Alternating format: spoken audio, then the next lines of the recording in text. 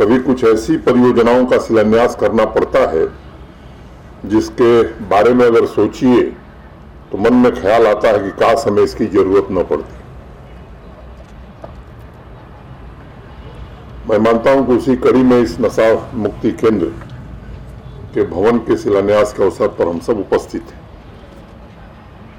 सोचने पर विचार स्वाभाविक रूप से आएगा कि किस प्रकार से युवा पीढ़ी को नशे की लत से बाहर निकाला जाए, उस जद से बाहर निकाला जाए या उन्हें छुटकारा दिलाया जाए।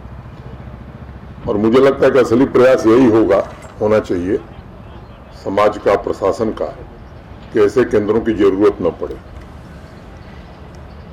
लेकिन कई बार हकीकत बड़ी कड़वी होती है और जम्मू कश्मीर में नशे की गिरफ्त में शिकार युवाओं की बढ़ती संख्या ये एक सच्ची कड़वी सच्चाई है।